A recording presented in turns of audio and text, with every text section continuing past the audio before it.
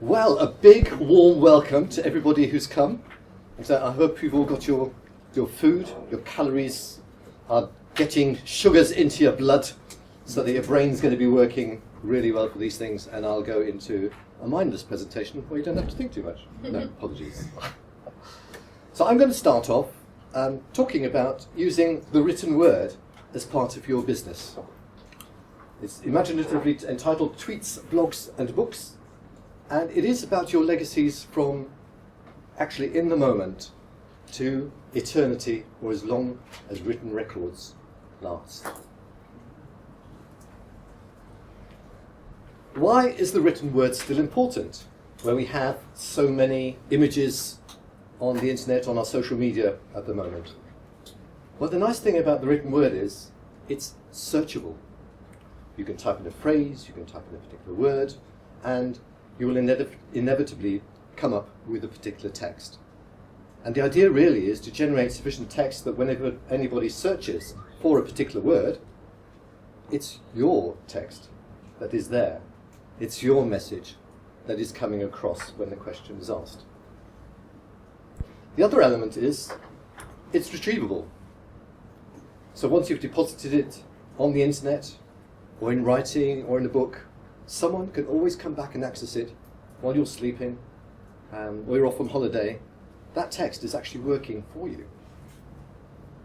And most importantly, it is your one chance for immortality, especially if you're writing something that is going to be in a book with an ISBN number, and you actually find that your material is archived somewhere, and even when you're gone and just dust, mere dust, your brilliance and intellect will survive and shine on to the rest of the world. So why do we actually write as business people? There's a whole range of different activities that we have. And one of them is obviously the social aspect. We all remember, well, some of us who are as old as I am, remember that before the internet, BI, it used to be you needed to be in touch with your clients 30 days or every 90 days, so they actually remembered who you were if they wanted to do business with you. And the fantastic thing about the internet is you have the opportunity of remaining in contact with people and in conversation with people over a much shorter period of time, and you're always within their consciousness. The other thing that is also important is we all have a personality. But why is that important in this internet age where you can search for any service, you can search for the cheapest deal? Well, the problem is people are actually confused by the excess of information. I might be able to find a cheaper deal, I might be able to find someone who claims to be an expert, but how do I know that they are? I need to have some evidence. I have to get the feeling that this is a person that I could work with, who I could trust.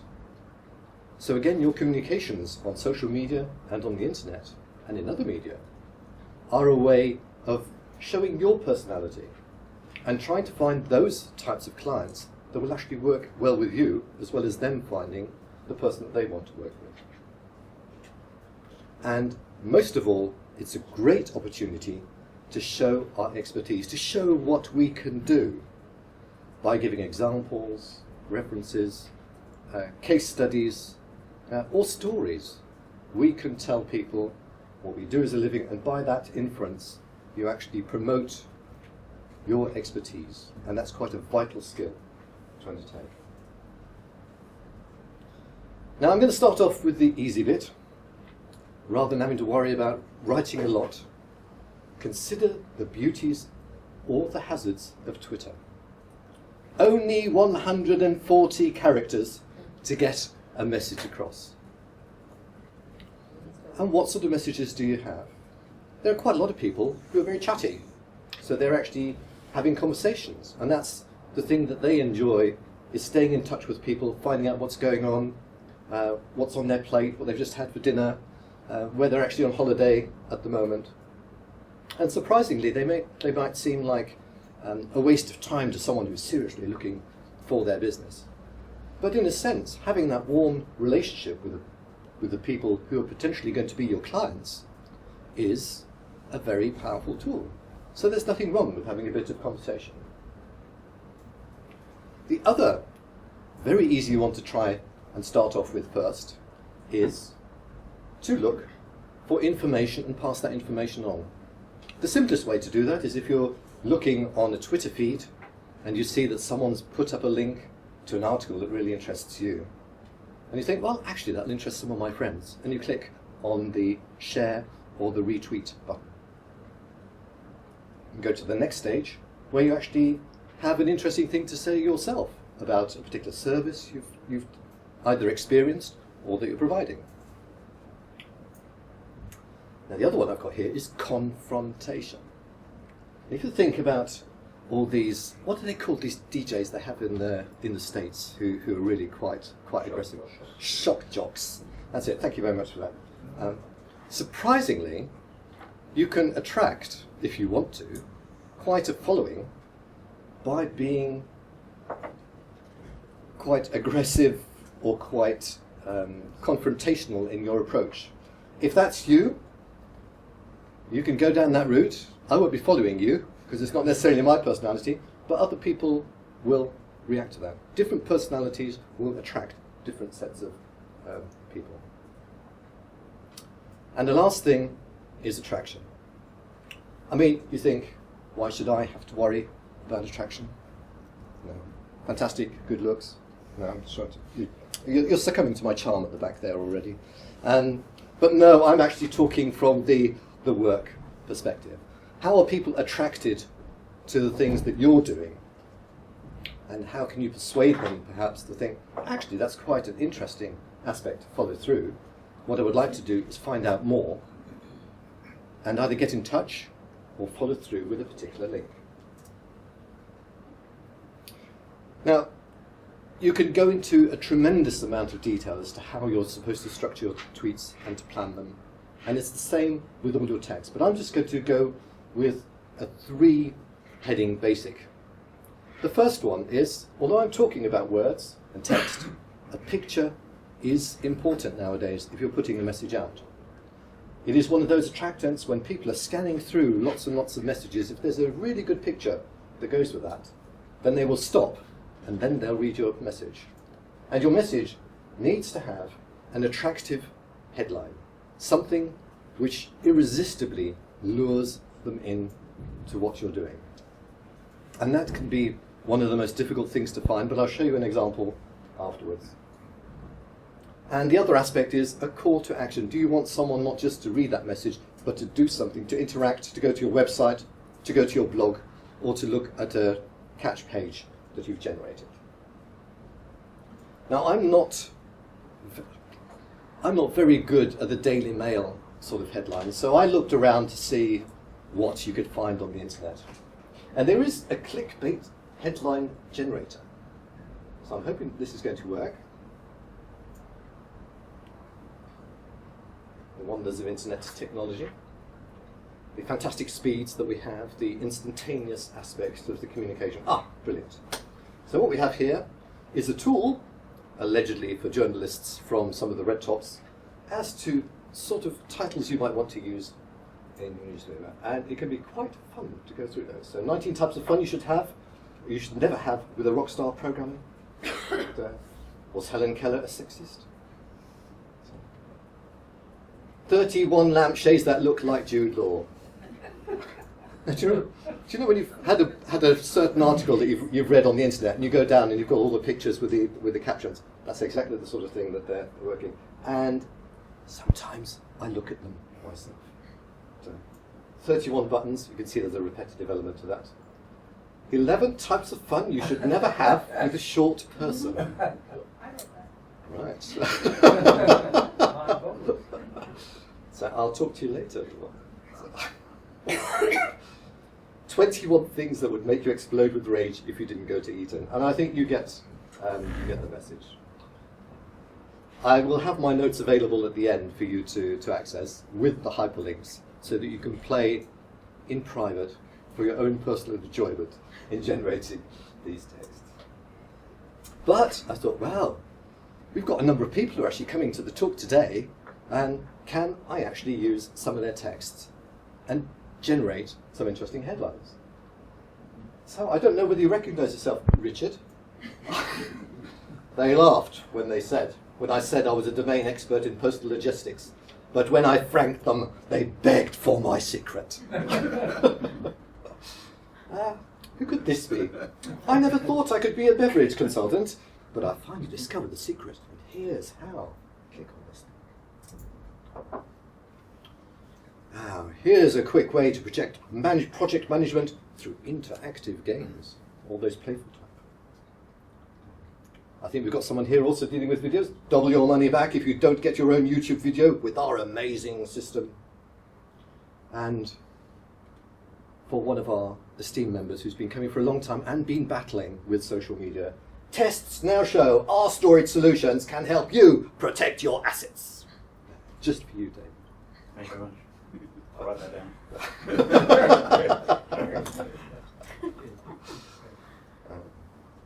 So you can see already that there is that element of attraction with some headlines that just makes you want to read more, to go down to the bottom text. Or the other element is if there is a limited space, as there is within Twitter, you have a call to action, which can either be the link that someone clicks in, or you can go to a variety of websites, and they could even give you buttons which will allow you to incorporate these onto your material, where somebody clicks on the button and they're taken through to a particular call to action. From download your template today, I've promised you, for example, the slides from today's show, so the presentation, so you can read and see what's going on. And that, again, is just a variety with a link. Whoops. Now, having mastered the fact of dealing with 144 characters and thinking, okay, I'm okay with a headline, the next aspect is to start thinking, well, I might actually want to have a bit more description underneath. So apologies that this hasn't got a headline in terms of the fact, but it is a typical Facebook or a LinkedIn or a Google Plus entry where you've got an image, you might have a title, and then you would have a bit more descriptive text that persuades people to go through, and again to a call to action, which is visit this particular website to find out more about a particular book. If you can do a paragraph, you might actually feel inspired to write a bit more and to start blogging. Now, blogs are actually a very fascinating route to go down, because they really give you an opportunity in a bit more text to describe things that you're interested in, the way that you work, the sort of personality that you have. And even if they're just as an informative element, I mean, this one is Listening with Dame Evelyn Glennie, Evelyn Glennie, I must get the correct name right. Listening with Evelyn Glennie, about a visit I had. I was invited to go and assist her with some work where she required some consultation. So, if you've got a general article where I'm writing about having visited Evelyn Glennie, what sort of message does that already project to you? What sort of things might you think about the person who's written that blog? Could I have a first comment, please? David? You've got contacts. I've got contacts. Any other comments? Not just anybody. Okay. Take a third one. Last one. Music lover. Music lover. Okay. So you can see these things are already starting to give you a feel about what that person might be, or who they are. So yes, and she was an absolutely lovely lady to talk to and deal with.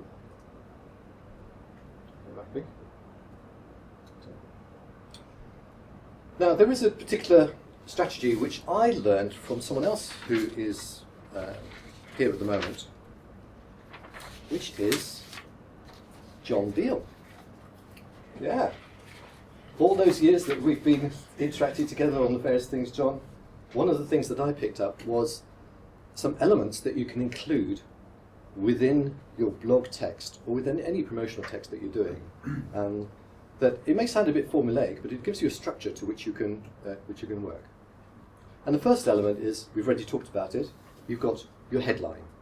So that's the main attractor that you've got coming in.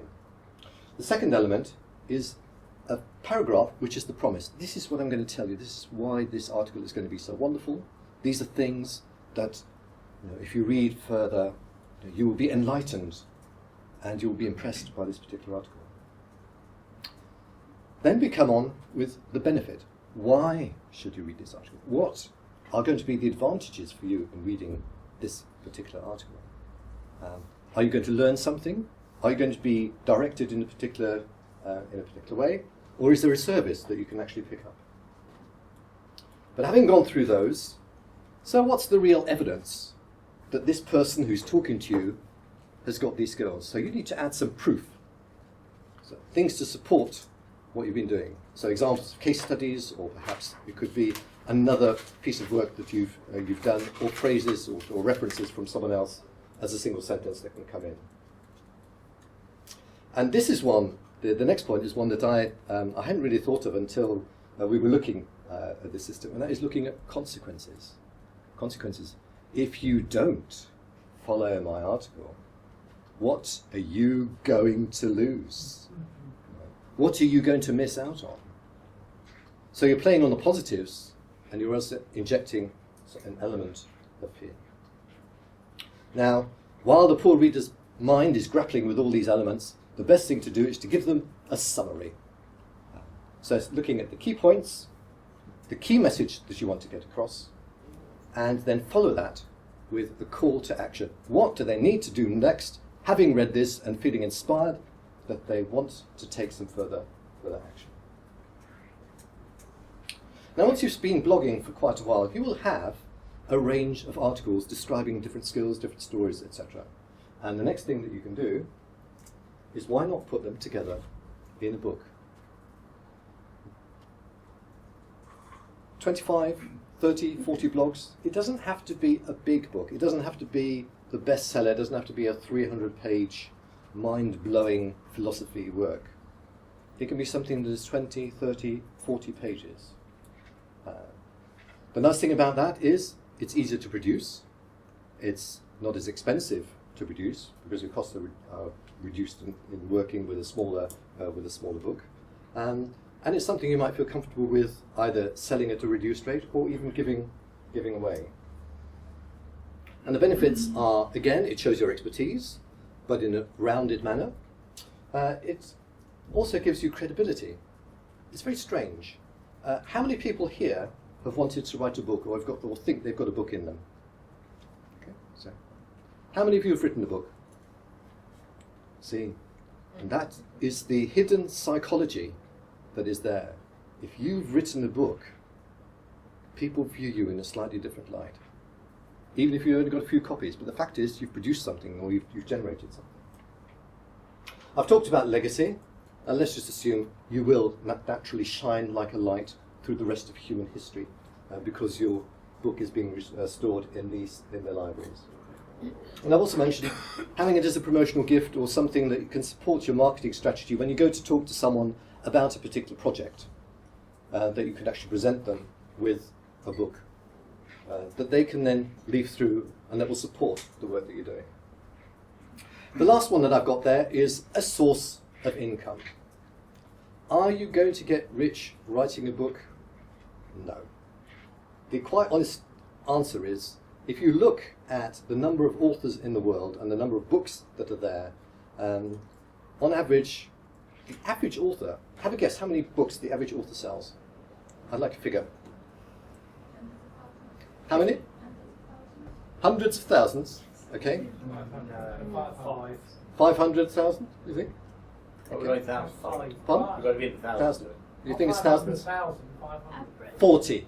40, is that all? 40 is the average number of books that an author sells. And the reason for that is that a hell of a lot of people produce books, and they produce this wonderful opus, and nobody buys it. Okay. And then there's the few that work at it, who actually start producing their material and putting it through, go out to talk to people and show them their particular books, which leads me to a great opportunity at the moment.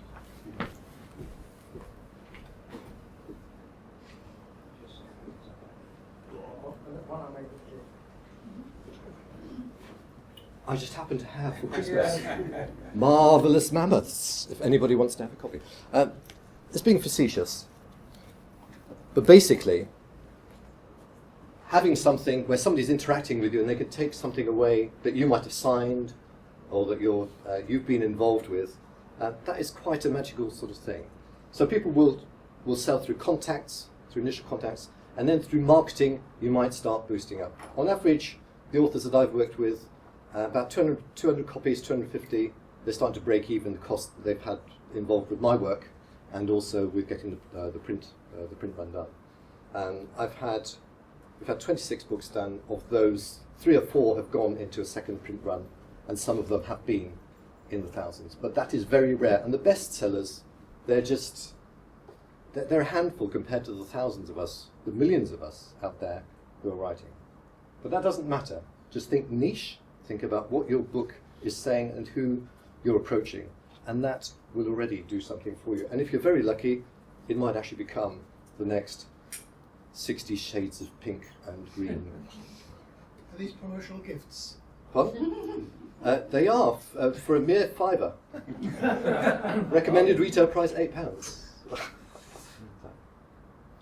So to summarise, we've been talking about writing your text, what you can produce, and the fact that you've got elements that are conversation, which is quite valid. You've got information, promotion, expertise, and your legacy.